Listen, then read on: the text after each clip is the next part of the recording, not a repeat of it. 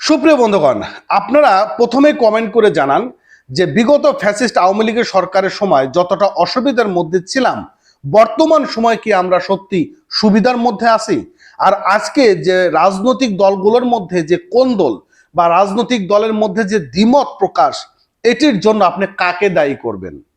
এবং আজকে আমরা সেই বিষয় নিয়ে কিন্তু আলোচনা করব। আর আমরা শুরুতে যে হেডলাইনটা দেখাচ্ছি, ছাত্রদল এবং শিবিরের সংঘর্ষে আহত 25। আর আজকে রাজনৈতিক দলগুলোর মধ্যে কেন আজকে এই পরিস্থিতি এবং বাংলাদেশের আইন শৃঙ্খলার যে অবস্থা, এর জন্য দায়ী কে, সেটি তো থাকবেই। চলুন আজকে আমরা শুরুতেই আইন শৃঙ্খলার অবনতি সম্পর্কে একটু জেনে আসি। বন্ধুরা, আজকে সারা দেশে রাজনৈতিক দলগুলোর মধ্যে দ্বিমত সংঘর্ষ, এটির জন্য আমি এই অন্তর্বর্তীকালীন সরকারকেই দোষারোপ করব।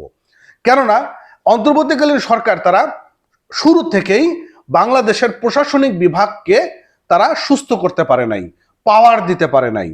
এবং আমরা দেখেছি যে একদল বারবার শুধুমাত্র বাংলাদেশের যে পুলিশ প্রশাসন রয়েছে তাদেরকে বারবার থ্রেট দিয়ে আসতেছিল, পাশাপাশি সেনাবাহিনীকে নিয়েও তারা নানানভাবে প্রশ্ন তুলছিল।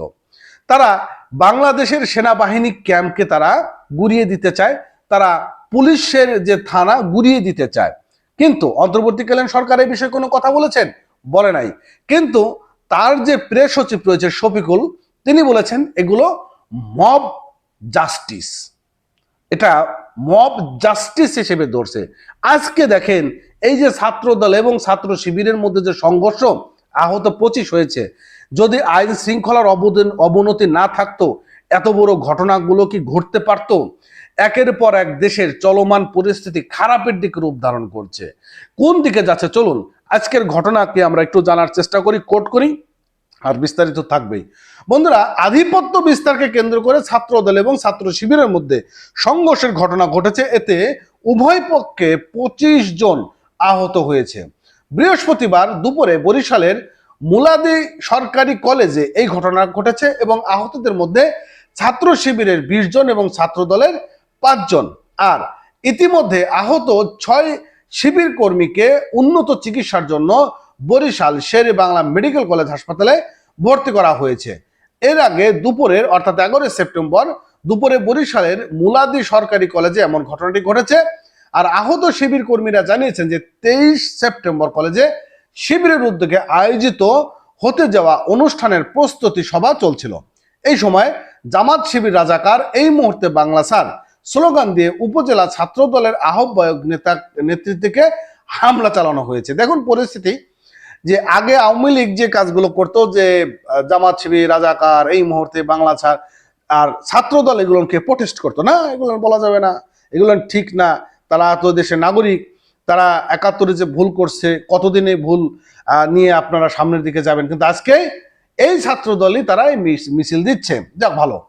তবে অভিযোগ অস্বীকার করে মুলাদি উপজেলা ছাত্র দলের আহ্বায়ক মহিনুদ্দিন ঢালি বলেছেন, ছাত্র দলের নেতাদের কলেজ ক্যাম্পাসের প্রবেশ বাধা দিয়ে ছাত্র দলের স্থানীয় 5 নেতা কর্মীকে মারধর করেছে শিবির নেতারা এবং আহতরা উপজেলা স্বাস্থ্য কমপ্লেক্সে ভর্তি হয়েছে। আর প্রত্যক্ষদর্শীরা জানিয়েছে যে বিএনপির ভাইস চেয়ারম্যান অ্যাডভোকেট জয়নাল আবিদিনের কর্মী সভা ছিলেন কলেজ সংলগ্ন দলীয় কার্যালয়ে।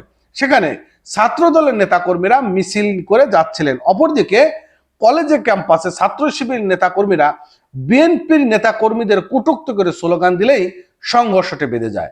এই সময় উভয় পক্ষের মধ্যে 25 জন আহত অবস্থা হয়েছে এখন পর্যন্ত। কিন্তু এই যে 25 জন আহত হয়েছে, সামনে কতজন আহত হয়েছে সেটাও একটা দেখার ব্যাপার রয়েছে। যাই হোক, প্রত্যক্ষদর্শীরা জানায় ডাকসু নির্বাচনে শিবির প্যানেলের বিজয়ের পর থেকেই ক্যাম্পাসে আধিপত্য গড়ে তোলার চেষ্টা করে মুলাদি কলেজে শিবির। আর এই নিয়ে বুধবার থেকেই মুখোমুখি অবস্থা নেয় ছাত্রদল এবং ছাত্র শিবির। আর মুলাদি থানার অফিসার ইনচার্জ মোহাম্মদ শফিকুল ইসলাম বলেন যে বুধবার 10 সেপ্টেম্বর কলেজে 11 শ্রেণীর পরীক্ষার ফলাফল প্রকাশ অনুষ্ঠানে ছাত্র দলের কয়েকজন নেতা মঞ্চে থাকায় ছাত্র শিবিরের পক্ষ থেকে ক্ষোভ প্রকাশ করে। আর এই ঘটনার জের ধরে সংঘর্ষ বাধে। খবর পেয়ে পুলিশ উপস্থিত হয়ে উভয় পক্ষের নিবৃত করার বড় ধরনের দুর্ঘটনা থেকে রেহাই মেলে। এবং তিনি বলেন যে সংঘর্ষের ঘটনায় পুলিশ পৌঁছিয়েছেন আগে থেকে। আচ্ছা যাক, বিষয়টা হচ্ছে দেখুন আজকের পরিস্থিতিটা আপনি একটু খেয়াল করবেন যে আজকে যে পরিস্থিতি, এর জন্য এই অন্তর্বর্তীকালীন সরকারকে আমি দায়ী করি। আপনারা কি মনে করেন কমেন্ট করে জানান। ভালো থাকেন, সুস্থ থাকেন। নতুন হলে আমাদের চ্যানেলটা সাবস্ক্রাইব করবেন, পেজটা ফলো করতে ভুলবেন না। Thank you.